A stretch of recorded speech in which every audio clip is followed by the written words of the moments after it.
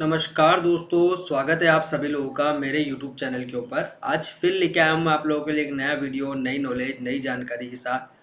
बहुत दिनों से वीडियो नहीं आ पा रही थी, तो बहुत सारे भाइयों ने तो मुझे टेलीग्राम पे क्वेश्चन कर लिया था, पूछ लिया था कि भैया वीडियो क्यों नहीं आ पा रही है। तो बता दिया था मैंने कि भाई मेरी फैमिली में कुछ परेशानी चल रही है और इसी वजह से मुझे हॉस्पिटल के राउंड लगाने पड़ रहे हैं। मतलब हॉस्पिटल के अंदर ही स्टे कर रहा था मैं, तो मैं वीडियो नहीं बना पा रहा था। तो और लास्ट 2 दिन से मेरी भी तबीयत ख़राब थी, तो थोड़ा-सा मैं इन परेशानियों के अंदर फँसा हुआ था। अब बात करते हैं हमारे आज के मेन टॉपिक के ऊपर, जो रहने वाला है कि जियो कॉइन का फ्यूचर इंडिया में क्या होगा। क्योंकि बहुत सारे भाइयों ने मुझे कमेंट किया हुआ है टेलीग्राम के ऊपर कि भैया जियो के ऊपर कोई प्रॉपर वीडियो बनाइए, जियो के ऊपर हमारे को डिटेल में वीडियो चाहिए कि जियो का फ्यूचर क्या होगा। क्योंकि बहुत सारी बाज़ार में बातें घूम रही है, कोई कह रहा है कि भैया आप इतने कॉइन लेके आइए और टीवी ले जाना दिवाली पे, इतने कॉइन लेके आइए वॉशिंग मशीन ले जाना। मतलब मैं कुछ दिनों के लिए यहाँ से बाहर क्या गया यूट्यूब को छोड़ के, लोगों ने फिर अफवाहों का बाज़ार गर्म करना स्टार्ट कर दिया है। तो उन अफवाहों को ख़त्म करने का काम का ठेका हमने ले रखा है। तो आपको पता ही है, पहले भी इन चीज़ों को मैं सही कर चुका हूँ, तो आगे भी इन चीज़ों पर मैं ही ध्यान दूंगा, कोई दूसरा ध्यान देने वाला है नहीं। तो अब बात करते हैं कि इंडिया में जियो कॉइन का फ्यूचर क्या होगा। वो जानने से पहले हमें इंडिया का फ्यूचर जानना होगा कि इंडिया का फ्यूचर क्या है आखिर क्रिप्टो करेंसी को लेके। जब हम 3-4 साल पीछे पीछे जाएंगे, अगर हम 2019 की बात करें या 18 की बात करें या 20 की बात करें, तो उस टाइम पे आप लोगों में से बहुत सारे लोगों को पता होगा कि गवर्नमेंट जो थी वो कहती थी कि भैया हम इसको लीगल टेंडर नहीं मानते। लीगल टेंडर गवर्नमेंट आज भी नहीं मानती है क्रिप्टो करेंसी को, मैं आप लोगों को बताना चाहता हूँ।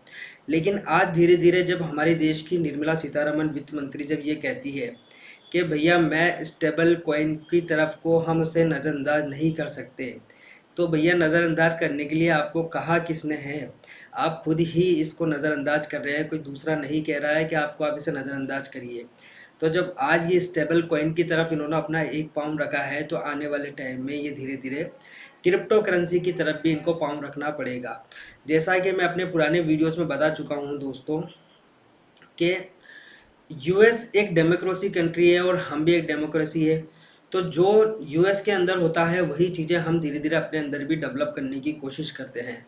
यूएस ने क्रिप्टो करेंसी को लीगल मान लिया है, लीगल काम करता है, वो एसेट्स के रूप में उसे यूज़ करने लगे हैं। लेकिन हमारी इंडियन गवर्नमेंट जो है वो अभी तक इसके ऊपर कोई डिसीजन नहीं ले पा रही है।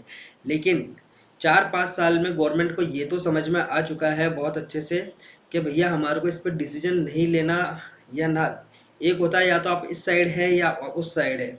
गवर्नमेंट कहाँ है अभी, इसमें बीच में फंसी हुई है। मतलब समझ रहे हैं आप, गवर्नमेंट ही कहती है कि हम बीच में फंसे हुए हैं भैया, हम ना इधर जाएंगे ना उधर जाएंगे, ना तो हम इसे प्रॉपर इलीगल कहेंगे और ना प्रॉपर इसे लीगल कहेंगे।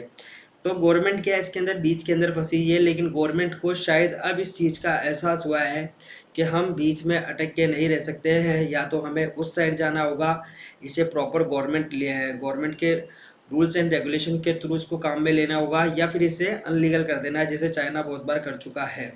क्योंकि चाइना कम्युनिस्ट कंट्री है, तो वहाँ पे तो वो कुछ भी कर सकते हैं, लेकिन डेमोक्रेसी के अंदर ऐसा नहीं होता है दोस्तों। तो निर्मला सीतारमण जी ने जब आज कहा है कि स्टेबल कॉइन की तरफ हम सोच रहे हैं, स्टेबल कॉइन की तरफ हम विचार कर रहे हैं, तो इसका मतलब आने वाले टाइम में हमारे को क्रिप्टो से रिलेटेड कोई ना कोई न्यूज़ ज़रूर सुनने को मिलेगी।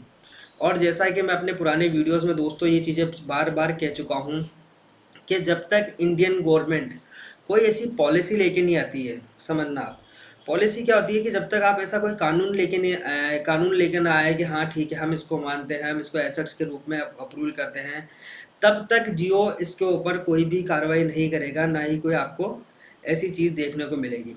अब जो लोग मेरे से पूछ रहे हैं कि जियो कॉइन का फ्यूचर इंडिया में क्या होने वाला है, तो दोस्तों जियो कॉइन का फ्यूचर बहुत ब्राइट होने वाला है। ब्राइट क्यों होने वाला है?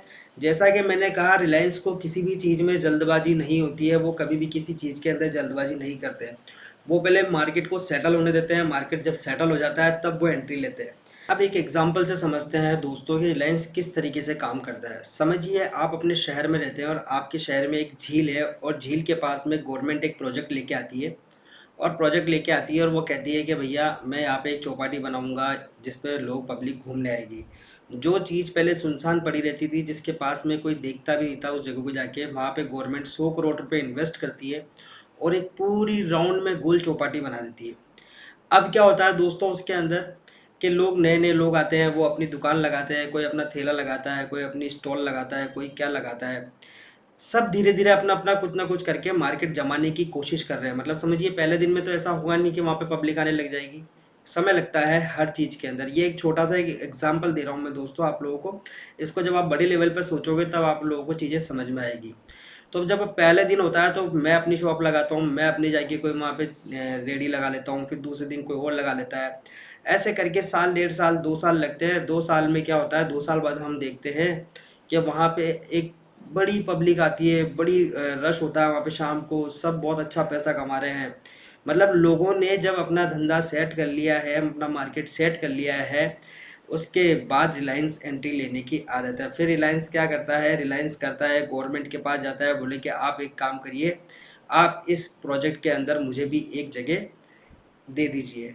मतलब जब मार्केट सेट हो चुका है, जब वहाँ पब्लिक आने लग चुकी है, जब वहाँ पे अच्छा खासा रश है, वहाँ पे लोग धंधा हो रहा है, अच्छा खासा बिजनेस हो रहा है, तब रिलायंस मार्केट के अंदर एंट्री लेता है दोस्तों, क्योंकि उसे जमा जमाया ही मार्केट चाहिए।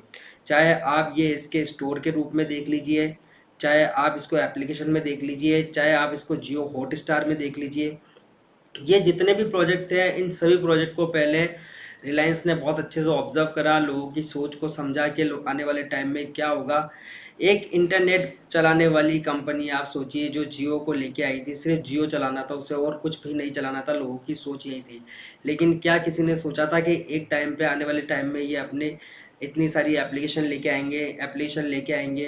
हिंदुस्तान के सारे मैच उन एप्लीकेशन पे दिखाए जा रहे हैं सारे। मतलब आप समझिए ये इनकी सोच ख़त्म नहीं होती है, ये मार्केट जमने का इंतज़ार करते हैं। जब मार्केट पूरा सेटल हो जाता है, तब उसके बाद इन लोगों की एंट्री लेने की आदत है। ये कभी भी किसी ऐसे नए मार्केट को तैयार नहीं करते, बल्कि जिन लोगों ने मार्केट को तैयार किया है, ये उस मार्केट को खा जाते हैं। तो अब आप लोगों को समझ में आया होगा कि जियो रिलायंस कब एंट्री लेगा और किस तरीके से एंट्री लेगा। जो मैं इतने टाइम से, पिछले 3 महीने से ये बात कहता आ रहा हूँ कि 2026 से पहले हमारे को कोई अपडेट देखने को मिलेगा। वो सिर्फ दोस्तों मैं कह रहा हूँ, हमारे को एक अपडेट देखने को मिलेगा। लोग बाग तो पता नहीं क्या क्या कर रहे हैं, इसका कॉइन ही लॉन्च कर रहे हैं। मैंने अभी तक तो लॉन्च की डेट तो मैंने बताई नहीं है।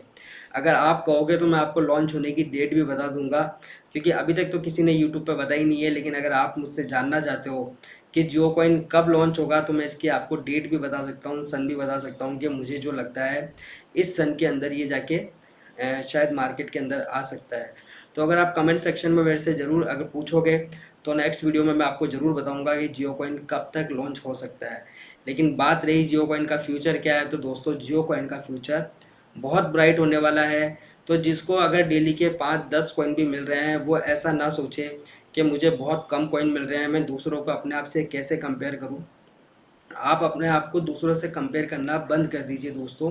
सबसे पहली चीज़ अपने दिमाग और जहन में ये बैठा लीजिए, आपको जो मिल रहा है वो आपकी किस्मत का मिल रहा है, क्योंकि आपने इन चीज़ों को लेट समझा, लेट इन पे विश्वास किया। तो इसलिए हमारे को ये चीज़ें थोड़ी कम मिलेगी। लेकिन हमने जब जब आए, या मतलब जब कहते हैं जब आओ तभी सवेरा होता है, तो हम जब आए हैं तभी हमारे लिए सवेरा है। तो दोस्तों जिसको जितना मिल रहा है उतना अर्न करते जाइए। अब बात करते हैं एमएसटी कॉइन के बारे में। एमएसटी कॉइन के बारे में भी लोग बाग मुझे मैसेज कर रहे हैं कि हमने कहीं गलत जगह इन्वेस्ट तो नहीं कर दिया है आपके कहने से। तो भाई पहली चीज़ तो जिस जिस भाई ने मेरे कहने पे इन्वेस्ट किया है, वो कम से कम 2 से 3 साल इंतज़ार करें, क्योंकि किसी भी ब्लॉकचेन को डेवलप होने में 2-3 साल लगते ही लगते हैं दोस्तों। 2-3 साल बाद ही हमें पता चलता है कि उसका रिज़ल्ट क्या है। और हमने किसी जुए या सट्टे के अंदर पैसे नहीं लगाए हैं, हमने किसी टेक्नोलॉजी के ऊपर पैसे लगाए हैं दोस्तों। तो जब हम किसी टेक्नोलॉजी पर विश्वास करके पैसे लगाते हैं, तो हमें इंतज़ार करना चाहिए कि आने वाले 2-3 साल के अंदर ये क्या डेवलपमेंट करते हैं। ऐसा नहीं है कि मुझे चीज़ें दिखी और मैंने वीडियो बना के डाल दिया और मैंने आपको कहा कि आप एमएसटी कॉइन बाई कर लीजिए या फ्रैक्शन बाई कर लीजिए। मैंने भी 3-4-5 महीने इंतज़ार किया है, इन चीज़ों को देखा है, उसके बाद ही मैंने आप लोगों को ये चीज़ बोली है कि भैया आप इसके अंदर एक फ्रैक्शन तो कम से कम बाय करके रखिए। और जिस जिस भाई ने जिसको भी रेफरल किया है, वो सभी भाई सिर्फ एक एक फ्रैक्शन, मैं कह रहा हूँ सिर्फ एक एक फ्रैक्शन उनको बाय करने के लिए रखें और कहें, ताकि आने वाले 6 मंथ 4 मंथ, देखिए हम हर किसी को नहीं समझा सकते दोस्तों कि ब्लॉकचेन टेक्नोलॉजी क्या है। क्योंकि आप समझाने जाओगे, ज़रूरी नहीं है कि आप समझाओ तो सामने वाला समझ भी जाए, क्योंकि वो समझने की क्षमता भी तो उसके अंदर होनी चाहिए। जो चीज़ आप उसे समझा रहे हो, अगर उसके अंदर वो क्षमता ही नहीं है तो आप उसे कैसे समझाओगे। लेकिन एक बेसिक रूल है भाई दुनिया का जो सबको समझ में आता है, उसके लिए किसी को एडवांस लेवल की नॉलेज की जरूरत नहीं है। आज आपने अगर किसी को एक फ्रैक्शन बाय करवाया है 1400 रुपये का या 1430 का, जो भी XYZ है, आपने कहा कि मेरे कहने पे एक बार आप 1400 रुपये इन्वेस्ट करके रखिए। जब 6 मंथ बाद या 4 मंथ बाद आपसे वो बंदा वापस मिलेगा और आपसे पूछेगा भाई क्या हुआ उसका जो तूने मुझे पैसे लगवाए थे, तब आप उसे दिखाओगे कि भाई जो चीज़ तूने 1400 रुपये में बाई करी थी उस टाइम पे तेरे को जो है 13.71 कॉइन मिलते थे। आज वही सेम चीज़ जब तुम मुझसे बाय करेगा तो वो चीज़ आपको 2000 प्लस GST अलग से मिलेगी, प्लस तेरे को कॉइन भी कम मिलेंगे।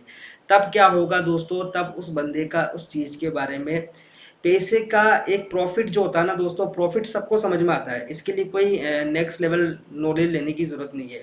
लेकिन अगर आप किसी को समझाने जाओगे कि ये ब्लॉकचेन टेक्नोलॉजी है, आने वाले फ्यूचर का एसेट्स है, 500 साल पहले लोग इस तरीके से ट्रेड करते थे, उसके बाद इस तरीके से ट्रेड करने लगे, फिर वो रुपए में आए, फिर डिजिटल रुपए में आए, इतना टाइम किसी के पास नहीं है दोस्तों, ना इतनी कोई चीज़ें समझने को तैयार है।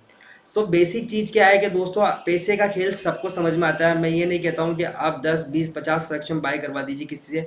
मैं कहता हूँ सिर्फ सिंगल फ्रैक्शन बाय करवाइए आप इंसानों को, जिसको आपने अपने थ्रू रेफरल करा है। जब वो सिंगल फ्रैक्शन बाय करेगा तो उसे 3 मंथ 4 मंथ बाद ये चीज़ समझ आएगी कि भैया मैंने जो इन्वेस्ट किया था आज वो इन्वेस्टमेंट कहाँ है, किस लेवल पे है, और हो सकता है 4-5 महीने के अंदर हमारे को MST से कोई अच्छी न्यूज़ भी सुनने को मिल जाए। तो आज का वीडियो आप लोगों को कैसा लगा कमेंट सेक्शन में ज़रूर बताना दोस्तों।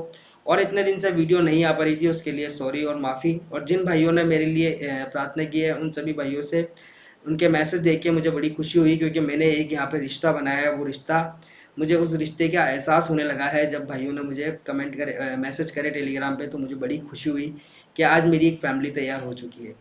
धन्यवाद दोस्तों।